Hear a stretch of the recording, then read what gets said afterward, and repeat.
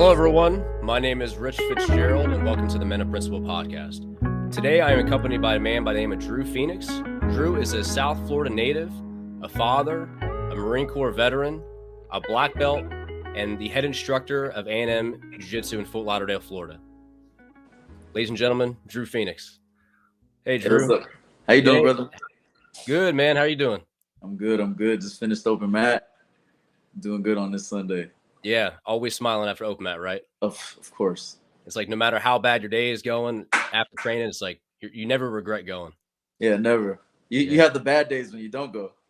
That's right. It's always when you don't go. You regret those days. Yeah, for sure. Yeah, man.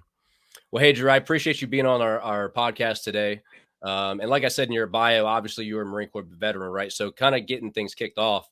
As you know, we've talked a little bit, I think, before, but I was a Marine Corps veteran myself. What was your MOS when you were in?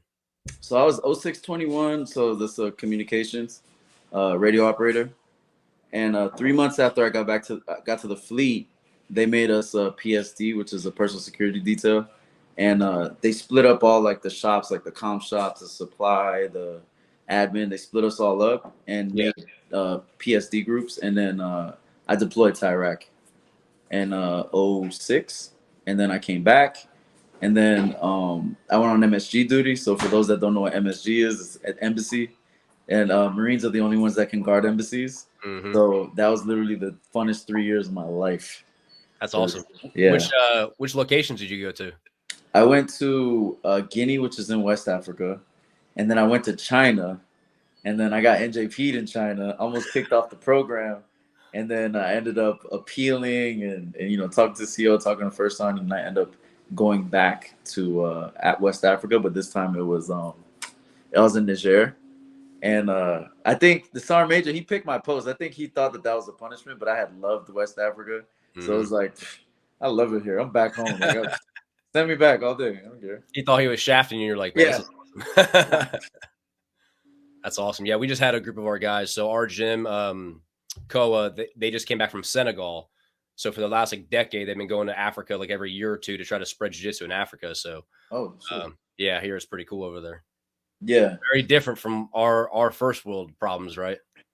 Bro, the first day I remember flying into the airport, and you get off, and it's not like you get off into like a nice little terminal. No, you're like on the tarmac, hot. Yeah, Guinea is very tropical, so it was super hot, and there's just like hundreds of people. And once they see the American, they're like, my boss, like asking for money, and I'm just like.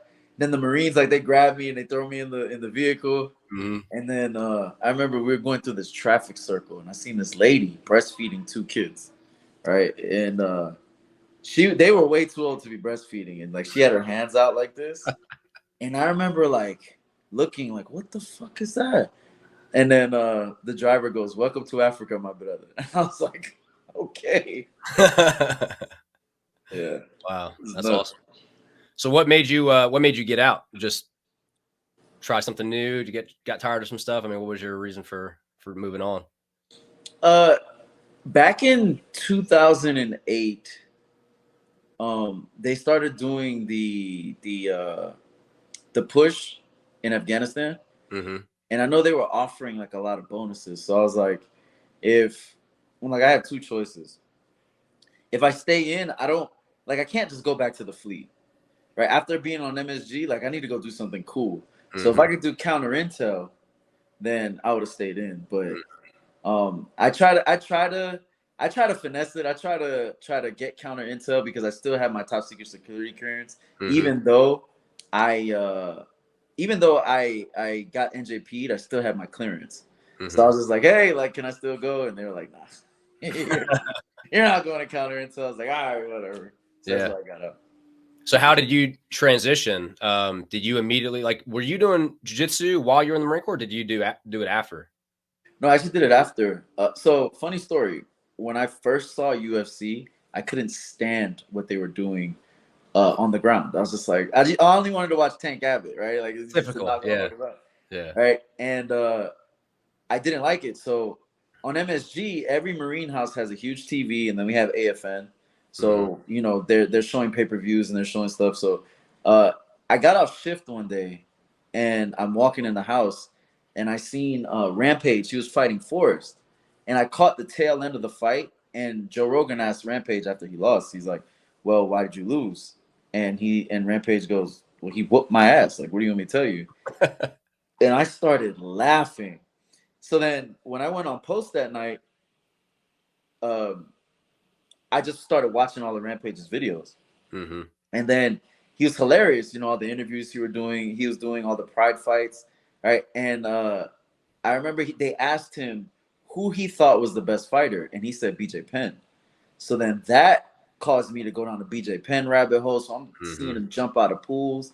And then I found out that, he was the first American black belt to win the worlds in 3 years. So I'm like, that is what sparked my interest in jiu-jitsu. And I started watching every piece of jiu-jitsu and MMA content that was available on YouTube.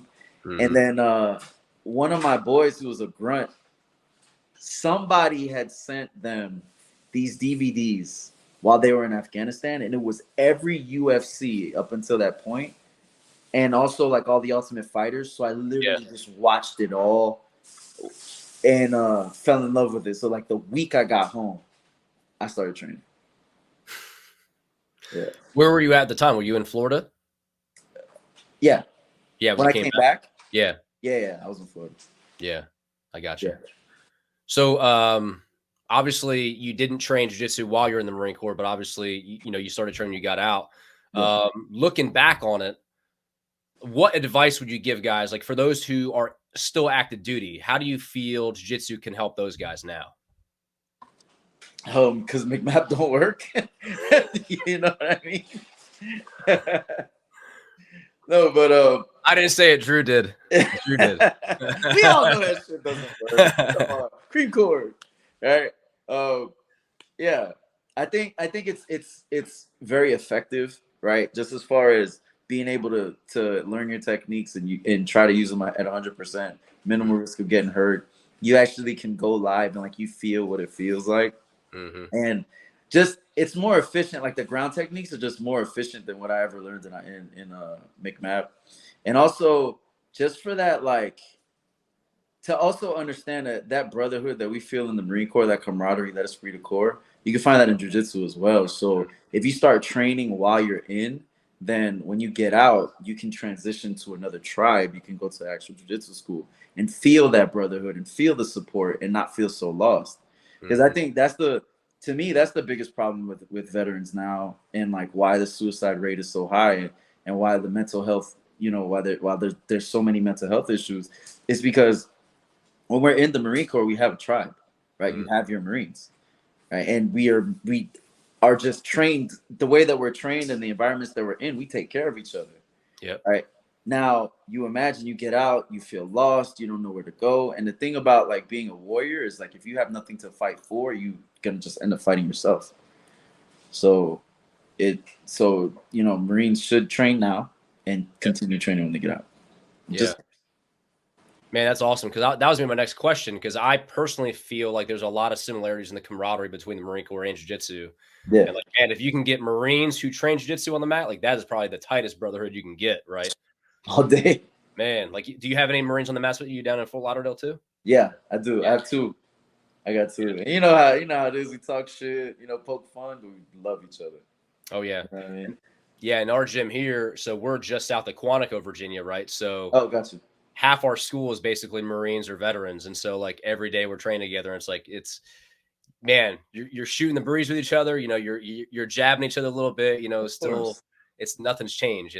Yeah. So that was my next thing. Is not only is it good for guys who are on active duty, for self-defense or for becoming a better warfighter, but for those guys getting out, what benefits they have, when they get out. I mean, what have you seen aside from the camaraderie? How do guys handle life after they get out with jiu-jitsu? I think it's a little easier because when we get out, right, we don't have that structure anymore, right? We have nobody to hold us accountable. So so just the structure and being held accountable, right? You will get that from the gym because the guys, once you start showing up, the guys will be like, hey, where you at? Or you said you were gonna, do this tournament, let's train. Yeah. Right. So that, hold on, what was the question again? Okay. Yeah, it was really just how jiu-jitsu helps guys transition from active Oh, duty to the civilian world, really, you know? yeah. And then there's a lot of issues that we'll face in the civilian world that you don't really anticipate. Like Mm, when they say like, okay, well, you're gonna encounter civilians and you're not gonna be able to like handle it like a Marine would. I really don't mhm. think that you understand that very well. It's just like if you tell somebody to do something, you just expect them to just do it, Yeah. right? But if somebody's like asking you like why, right? Like how irritating that is. It's just like just do what I just said. But in Yeah. the Marine Corps, it's like, if you're in a war, if you're in a combat situation, I tell you to do something, you just do it.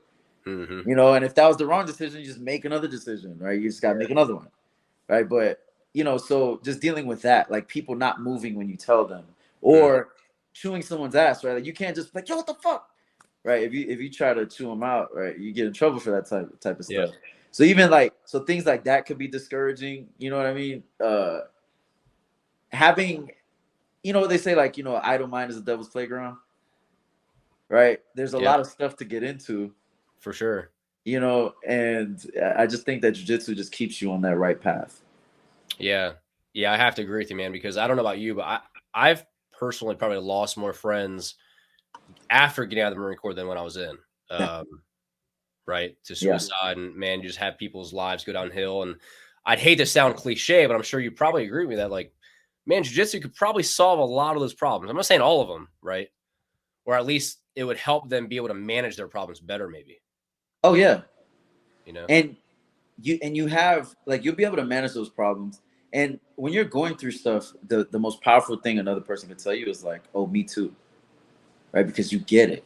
Yep. So, like, bro, I've cried on the mats with other Marines, right? Just like, going through stuff and they're going through stuff, and it's just, you know, so that support's gonna be there. Hmm. Whether it's another Marine or just another veteran or just somebody that, you just finished rolling with and you just try to kill each other, but now you feel connected. So now you're like, bro, like I'm struggling with this. And you're able to have people to talk to, you're able to have that support. And it's important. Yeah. Yeah, I think, and this is going off on a little side note here about jiu-jitsu, but I think you can really tell how good a jiu-jitsu school is, not from just the techniques they learn, because I feel like, man, you can go a mile in any direction, almost find a jiu-jitsu school now, right? Yeah. It's really like, because I visit a lot of schools too in my travels of work and stuff, and I feel like you always know how good a school is when class is over and you see the conversation start happening, right? If you're at a school in which everyone just goes their separate ways all the time, it's like maybe they're in a busy part of the world, but probably there's other things to it, right? Like I Yeah. think, man, if you have a good gym culture, which it seems that your gym does, Yeah. people want to stick around and talk, right? People always want to be Yeah. around each other. That's the biggest compliment I get is the environment, because the way that I approach it is we train hard, we have fun, and just be respectful. But we talk a lot of shit in between. You know what I mean? And that's the fun part about it. Like yesterday, one of my white belts, he got a little froggy, right? He's like, "Man, Professor don't have any pressure." I said, "Oh, really?" So I went at him, right, and I was doing stuff just to get him tired, and Hmm. like I let him kind of put me in a choke, and I was just like, "All right, let me just wiggle out of here," Yep. right? Just to get him mentally, and then as soon as he got tired, I got in side control and I just grabbed him and I just went like this, just put all my chest to chest, and he went, Yep. and he tapped the pressure, and I was just like, "Hey, get this guy out of here!" That's awesome. Yeah, we had a That's it. guy 2 days ago get promoted to blue belt, and he quickly realized yesterday after open mat, he was like, "Dude, I thought you guys were like, I thought I was able to do a lot, and you guys, maybe weren't as good as you were, maybe, but man, I realized once I put the blue belt on, you guys were being nice to me the whole time." Oh yeah, It's like once you get your blue belt, people are like, okay, now we can go a little more. yep. Welcome to the club. Yeah, Yeah. my thing is as soon as they get their blue belt, I got to wrist lock them. Got a wrist lock them, I got a foot lock them. But wrist lock. Yeah. Yeah, I got nasty wrist locks. I love using them. Yeah, that's awesome. That was gonna be a question I had for you, because for those of you who are listening, and we'll talk about Dru's page later at the end and how you can find him. But man, if you go onto his Instagram page, he is hilarious. In fact, the way I found him was through a hilarious video he made, and it's very obvious that he's a comedian a little bit at his gym. And my question to you, Dru, was like, how do you balance professionalism in a gym while still having a good time, getting the work done, but still, shooting the breeze with the boys? How do you do that? It's an art. And the way that I found that's best for me is that if I have to be like get in coach mode, right? I need to correct something. I need to motivate you or certain, like I come with a straight face and I'm like, listen, this is your coach speaking. Mm-hmm. So that they understand. Now it puts them in the mode of like, it kind of hits the reset button. And now it's like, listen, I observed XYZ and you said that you wanted to like be champion. So this is what I need to see from you. You need to be here X amount of days to do this because I'm trying to help you achieve your goals. And then they're like, thank you, professor. Yeah. Or thank you, coach. And, they move on. And then it's back to the playing around, the bullshit, Yeah. What I mean? Yeah. That's awesome. And some guys do better with it than others, right? Like another example was like I got a new blue belt and he would talk shit to the guys, but he would like really like he doesn't stop. Mm-hmm. Right. And I was like, one day I had to pull him to the side and I was just like, listen, this is your coach speaking, right? It's cool to be that way with them. Mm-hmm. But when it comes to me, you can't do that. Like the way that this thing works because there's a rank structure. Yeah. Right. So we can play, but I need you to understand, like when I'm coach, I'm a coach, right? When I'm one of the boys, I'm one of the boys. But you have to have discernment, right? Because if you say something offhand, I'm gonna have to check you, right? And especially in front of the group. That's right. Yeah. Yes, yeah. Right. Because this thing doesn't work unless there's a rank structure. Yep. And he received it so well, and now I haven't had to ever talk to him again. Like he's received it well, and he's one of my great blue belts, and it's just setting boundaries, it's clear communication. But I preface it always like, this is your coach speaking. Mm-hmm. It's like one of my purple belts is my big cousin, but he's also my business partner. Yeah. So with him, I always preface, okay, this is your business partner. All right, we got to do X, Y, Z, or this is your coach speaking. Mm-hmm. And we're like, hey, it's your cousin, man. Like, yeah. So. Put on this hat, take this hat off, put on this. Do you feel that your experience as a Marine, obviously with us having, being familiar with the rank structure, it kind of made things a little easier for you when you started your business in jiu-jitsu? Yes. Especially like taking risks, like having that courage to take risks. Mm-hmm. Because there's anything I got from the Marine Corps, it's that, like, not thinking I could do it and then being plunged into something and like, oh shit, now I got to do it. Mm-hmm. Like I remember going into the Marine Corps, I was like, damn, like, can I really run 3 miles? And like, oh shit, can I run 5? Oh man, now I'm running 10-mile boots and utes runs because Staff Sergeant's pissed off at us. Yeah. You know what I mean? So yeah. So that belief, I carried that with me now. So as far as like it helping me as a coach, I got my black belt on a Wednesday during the pandemic. We closed our school down. And then I started my school that Monday. Wow. Yes. So there's just like that taking a risk, like, all right, I'm gonna just do it. And now it's grown into something special. Yeah. So what time of year was that? When you remember what month is that when you started your school? September 2020. Wow. Man, and that's a huge risk, right? Because everyone in the world at that point is like, man, it's stupid to own a business right now. Why would you ever do that? I've still been told, because one of my goals down the road is have my own school. And people are like, man, but you saw what they did to small businesses. And I'm like, I don't care. Yeah. I don't care. Did you figure it out? Yeah, we figure it out. Yeah. And I mean, it's either like, what options do you have? Like right now I'm in a 95 and yeah, it's good, but it's not what I want, right? It's either you keep doing the thing you don't want to do for the rest of your life, or you do something else you do want to do and give it a shot. And if it doesn't work, you can always go back and do what you did.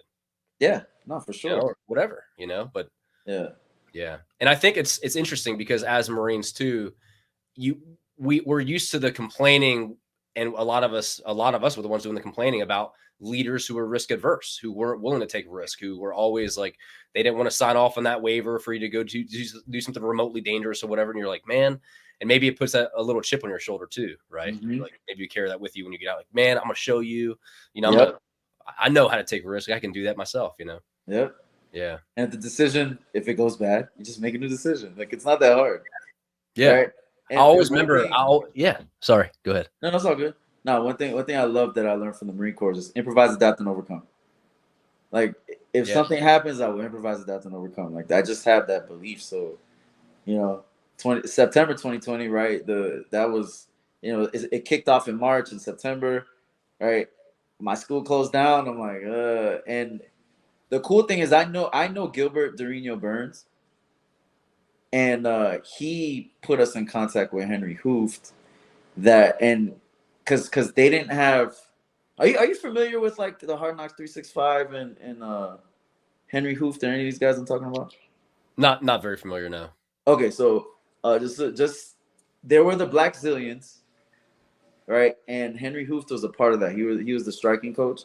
Okay. And they were at my gym now, the Hard Knocks 365. So that's where Kamaru Usman came up, Gilbert Burns, I can't think of his name, 55er.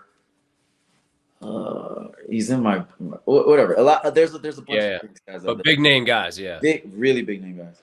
And Phil Haas is out of that gym. Anyways, they were at Hard Knocks, and then they got a bigger facility a little bit more north of me, and they were Sanford MMA, and now they're Killcliff FC. So they left, so it created this opportunity for me to start my jiu-jitsu school in that program. Mm-hmm. I mean, in that gym, right? So it was a big blessing, and I'm like forever thankful to Dorino and Henry Hooft, and, for giving me the opportunity, and it's been great. Yeah, that's awesome, man. And so you had them basically as like mentors to help you along the way too, right? It's just they opened the door. Yeah. Right. Gilbert made the connection to Henry. Henry opened the door. He's like, all right. And he didn't like give me like a crazy price for rent. So I was able that first year, I was able to like really build and like really focus on building the business. So like I'm grateful to him than he can ever like imagine. Like that really grateful to that guy. Yeah. That's one thing too I love about jiu-jitsu is you can reach out to so many different people, or if you have a connection through someone, and there are so many times in which someone's willing to help you for little to no cost, and they're willing to help you and take that next step as long as you're willing to do the work, Yeah, exactly. Yeah, this is like Marine Corps too. Yep. Right, with Marines, it's the same thing. We'll give other Marines opportunities all day. Yeah. When you were talking about decisiveness, it made me think about when I was in entry level training. I wasn't an enlisted. I was a nasty officer. Okay, so don't hate me. But I remember at officer candidate school, I remember I was doing one of our first squad events, and I was selected to lead this next event, and we had like 5 minutes to do our plan, right? So I'm sitting there trying to make this perfect plan, trying to make everything the way I thought it should be, and then eventually the sergeant instructor just basically pulled me aside. I was like, you just got to make a decision right now. 80% now is better than 100% later after the fact when it should have been done already, Love it. It sounds like guys who are successful in jiu-jitsu kind of had that same philosophy with their schools. Like they just took the shot. They said, man, I'm never going to have a perfect plan. I just got to get going. Like just get obviously you're going to do some planning, right? It's better. What's the phrase? Like if you don't plan, if you fail to plan, then you plan to fail, right? Yeah. And, or if you, however that goes. Yeah, you know what I mean? But yeah, like eventually you just got to pull the trigger and try it, right? And so for you to open your school in September of 2020, that's about as big a cojones as you can have when it comes to running a school. So my hat's off to you, man. So are you guys and I quit my full-time job. Wow. To pursue this. Yes. So at the same time, or did you transition, like you started the school and then had a period of time and then you stopped the job, or did you quit your job and then start it? Well, I opened the school September 2020, and then I got COVID, and then the company policy was 14 days quarantine, and then you have to have 2 negative tests, right? Yeah. So I was out for like damn near a month. Yep. Right, but once I was clear with once I got the first negative test, like I was right back in the gym, and I was just thinking about it. I'm like, man, with these days I have off, I have so much more time to build and to work on the business and to train more. So I remember I got back, and I was like, every day I was at work, I'm like, I got it. Like I should be at the gym right now. I'm like, what if I take this risk? you know, and my cousin Devin, you know, he's literally like my best friend, my best cousin. At this point, like it's like he's my brother. Like I just and the funny part about it is that we're cousins by marriage, so we're not even blood. But Oh, I that's feel awesome. closer to him than most of my blood relatives. Yeah. So I'm like, all right. So if I'm gonna go into business with this person, this one I know I could trust 1,000%. All right. If I'm gonna take a risk with anybody, it's gonna be him. Mm-hmm. Right. And we piggyback off of each other's strengths very well. Like he's very good at administration and systematizing things and organizing stuff. Like he's very good at that stuff. So Mm-hmm. and we work well together. So if there's a so taking that risk during that time is like if I didn't have him, you know what I mean? I don't know what I would have done, but I had him, so I'm like that made me want to make that decision even more because I had somebody who had my six. Mm-hmm. So I wasn't planning on going this direction, but I just had the question since we're talking about it. For those guys who are thinking about owning a business, jiu-jitsu or not, what advice would you have for them who are considering it? Just go for it. Just do it. Just do the thing. Yeah. All right. Now, granted, do it intelligently. Like I have a son, right? So I can't like be completely without income, right? If I didn't have the VA disability benefits, then you know I couldn't take that big of a risk. Even though I took a big hit to my income, right? But it's like, all right, can I handle all my bills with what I'm getting from the VA? Yes. All right. So now I could intelligently take this risk. So intelligently take it. Like don't just go off on a whim and just be like, all right, I feel like this is the best thing I could do. This is my dream and go pursue it. Like, Yeah. don't be a dummy, right? Save up Yeah. some money or have, you know, some income coming in somehow, but just go for it. Is Yeah. the main thing. That's awesome. Yeah. I won't mention names. I'm sure you could probably figure out like which ones I'm talking about. But I mean, I've seen a lot of episodes and stories about guys in jiu-jitsu who are, young, 19, 20 years old, live in the gym. And that's like, they train 3 times a day. And that's awesome. But like my wife and I, we were joking about it, like, man, that sounds great, but we don't have that privilege when you're, you know, middle age or at least in your 30s and you have a family and kids and stuff. You can't take those risks. Like, you have to pay your bills. Don't be stupid about it. Right. Yeah. But you could still get good training in. You could still, take small pieces of your day, 30 minutes, an hour of your day, whatever the case, to start planning stuff to run a side business or whatever on the side, Yeah. or plan to own your business, one day. Yeah, you got to take calculated risk, right? Calculate. Yes. Perfect. Yeah. Yeah. Only got to take calculated risk. That's why I put father as the first thing for the bio because of how serious it is, right? Because like I can't. It's not like I'm a young Marine anymore, and like I could take crazy risk and just be able to figure it out. Mm-hmm. I love saying, I'll just figure that shit out. Like no problem. But now that I have a son, it's like, no, those risks need to be calculated because this human being is he like I'm in charge of him. Like he Mm-hmm. can take care of himself. It's my responsibility along with his mother. But as a man, like that's my son. Yep. So yeah, calculated risk. That's right. Is your son training jiu-jitsu yet? Nah, he's my son just turned 4, Okay. and he comes to the gym and like he just climbs on stuff and he loves it. Yeah. He's like, Daddy, we're going to the gym because we got to get strong. I'm like, Mm-hmm. That's um, awesome. so I'm just waiting for him to ask me. Yeah. But I keep him in the environment all the time. So he's just, he runs up to like all these giant MMA fighters and he like tries to punch them, and then they sit there and they throw him around. But I just love it. I love him being in that environment because he sees people that are on their purpose, that are dedicated, that are hardworking, but also he sees that you can have fun doing this. Mm-hmm. So, he sees the kids training. I'm like, hey, Khalil, you want to train? He's like, no, Daddy. He's like, I just want to climb up this thing. I'm like, all right, go ahead. Yeah. But one Awesome. thing I do too is when he was younger I used to let him beat me up all the time and I'd be like but now I tell him like nope, you gotta train harder if you want to beat daddy. He's like train hard. I'm like all right.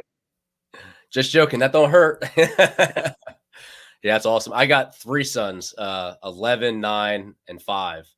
My 11-year-old does Muay Thai. My 9-year-old does Jiu-Jitsu. My 5-year-old doesn't do anything yet, but he's around it, right? And Yeah. my wife and I both train. And there's times, honestly, where we will, I don't want to say feel selfish, but we feel a little bad because like we drag him there every day, right? they train a couple days a week while we train the rest of the time. Yeah. But at the same time, we talk about it, and we always come back to the fact afterwards. We say, you know what, though? There's no other atmosphere we'd rather raise them in, right? Like, I can trust everyone in our gym. If like I have to go do something real quick or I have to go train, someone else can help my kids or be there to supervise them. They're at least going to make sure they don't die, and they're going to take care of them. They're going to be a good example to them, right?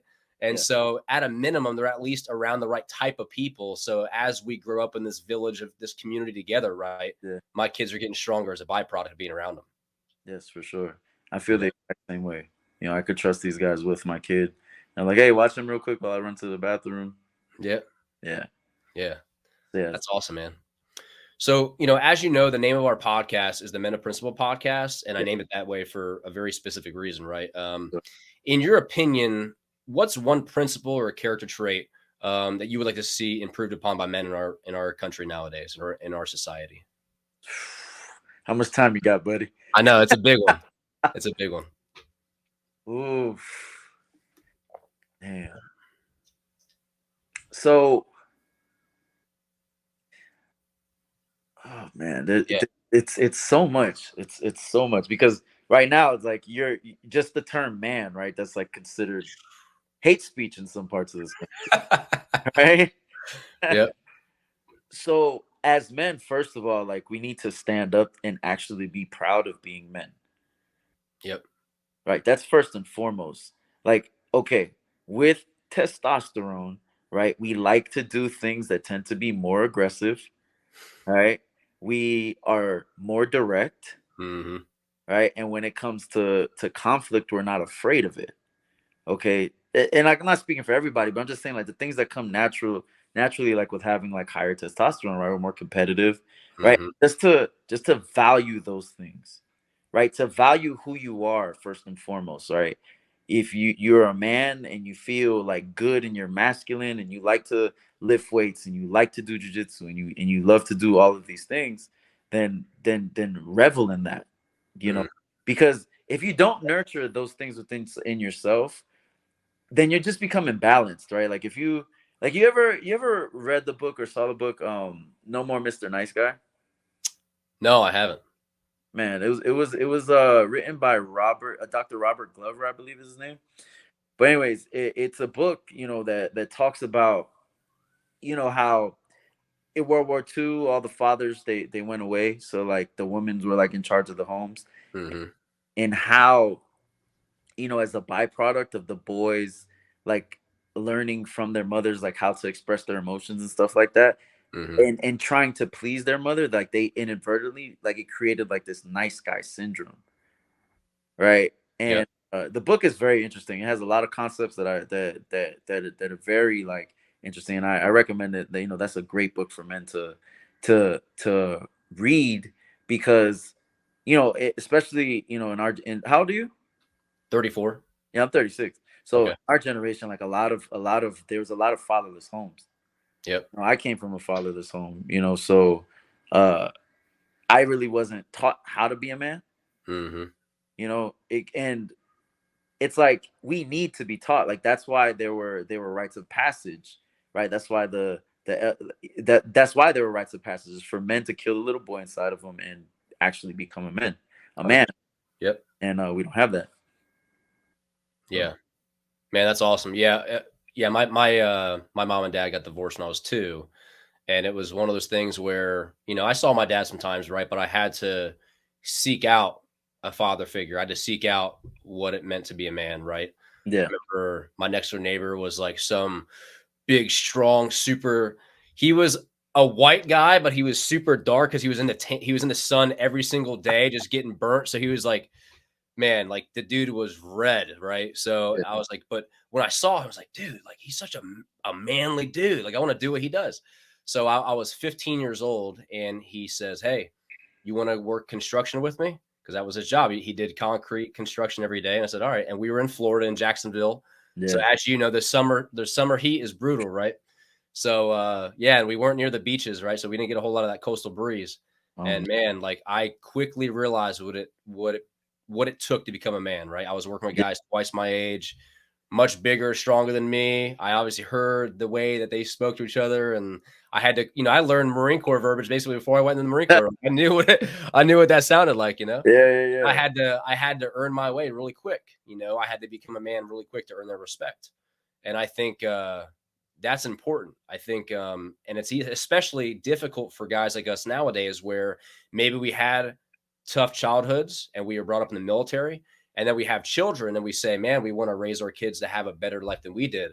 But at the same time, we don't want to be too soft, because we know it's those tough times we had as a kids that made us men, right? That helped us have that drive. So that's a tough balance, right?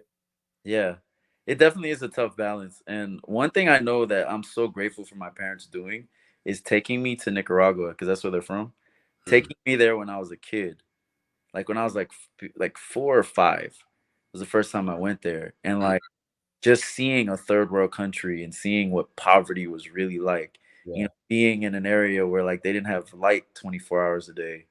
There were people that were like starving in the streets, like being able to see that and then come back to America and just like feel so grateful. Like that was one of the best things that my parents could have done for me, because I saw it so young and it helped me just become grateful. So if there's any like advice I give parents out there, like take your kids somewhere like that, let them see it so they take their life for granted, because we have, I mean, United States, right? People could complain about it all the time, but it literally is the best country in the world. Right. And I've seen a lot of the world, That's right. Yeah. As bad as Iraq, as bad as some place in America is, it's not Iraq, right? All right. No. Even though Chicago is pretty close. I mean, Chicago's close. Yeah. Yeah. Well, cool, man. Hey, Dru, I really appreciate you coming on, man. I know we've been talking for close to 40 minutes now, so I don't want to keep you, but I do appreciate you coming on the show. For those of you, or for those of the listeners on the show who don't know you or don't know where to find you, how do they get in contact with you if they want to, search you up on social media or whatever? I'm like Dru, DRU_Phoenix on like every platform. So just like Dru Phoenix. I got a YouTube page. I got, Instagram. I got TikTok. But the one I really focus on is Instagram. Okay. And I'll make sure to put that in the caption of our video. And for those people who are in Fort Lauderdale, maybe you can tell them where's your gym, or what's the name of your gym and where's it at? So I'm A&M Jiu-jitsu, and we're located in the Hard Knocks 365 building. That's it's in Fort Lauderdale off of Commercial and 95. It's a giant facility. We got mats, we got weights, we got bags, we got a full MMA program, strength and conditioning, whatever you want, we got it. And we have a good environment, damn good environment. We train hard, we have fun, we talk a lot of shit. There you go. Yeah. And I've already told you before we started the podcast today, next time we go down there, because like I said, I'm from the Jacksonville area. Next time we go down 95 South, make sure to stop by and get a day in with you. Yeah, do that, please. You're welcome anytime, brother. That's awesome. Thanks, man. Well, I appreciate it. For those of you listening, thank you for your support. Go find Dru on social media, and thank you guys. Have a great day. Be a man of principle. Take care.